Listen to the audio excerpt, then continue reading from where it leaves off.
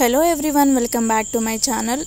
చుక్క నూనె లేకుండా డైట్ ఫాలో అయ్యే వాళ్ళకి, షుగర్ పేషెంట్స్కి, బీపీ పేషెంట్స్కి, బాలింతల కోసం, ఇంకా చాలామంది కోసం ఈ వీడియో అండి. ఆయిల్ లేకుండా కరివేపాకు పౌడర్. ఇలా కరివేపాకు తీసుకొని వాష్ చేసుకొని ఆ వాటర్ అంతా ఆరే వరకు ఆరబెట్టుకోవాలి. ఇప్పుడు కడాయిలో ఒక 10-15 ఎండుమిర్చి మీ కారానికి తగ్గట్టు వేసుకోండి. 1/2 టీ స్పూన్ మెంతులు, 2 స్పూన్స్ నువ్వులు, 1 స్పూన్ కందిపప్పు, 1 స్పూన్ మినపప్పు, 1 స్పూన్ శనగపప్పు, 1 స్పూన్ పెసరపప్పు, 1 స్పూన్ పల్లీలు, 2 స్పూన్స్ ధనియాలు, ఒక 6-7 వెల్లుల్లి రెబ్బలు పొట్టు తీయకుండా, 1/2 టీ స్పూన్ జీలకర్ర వేసుకొని ఒక మీడియం ఫ్లేమ్ ఆర్ సిమ్లో పెట్టేసుకొని ఫ్రై చేసుకోవాలండి. మాడితే పౌడర్ అనేది బ్లాక్ కలర్లోకి వచ్చేస్తుంది, తినేటప్పుడు చేదు వస్తుంది.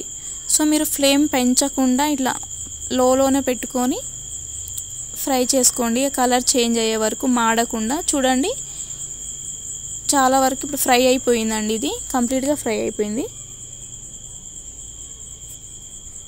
ఇప్పుడు ఇందులో మనం కడిగి ఆరబెట్టుకున్న కరివేపాకు, అంటే నేను 100 గ్రామ్స్ తీసుకున్నాను.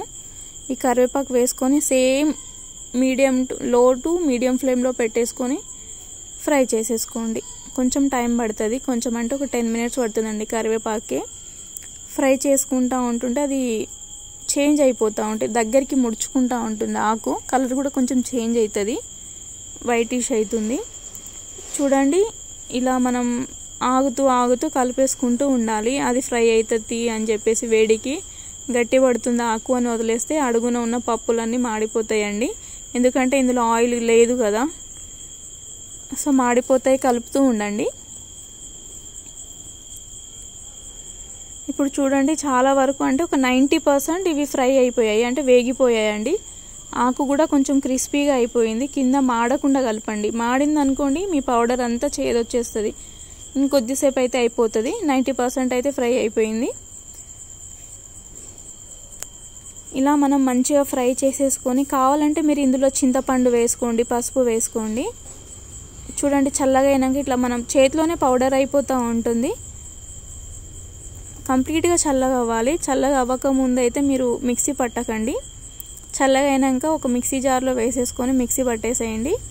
సాల్ట్ నేను ముందు వేయలేదు, ఇప్పుడు సాల్ట్ వేసుకుంటున్నా టేస్ట్కి తగ్గట్టు. అంతేనండి, పౌడర్ రెడీ. దీనికి పోపు అవసరం లేదు. వేడి అన్నంలో కరివేపాకు పౌడర్ వేసుకొని నెయ్యి వేసుకుంటే చాలా అంటే చాలా టేస్టీగా ఉంటుంది. ట్రై చేయండి. నచ్చితే like, share and subscribe. Thanks for watching.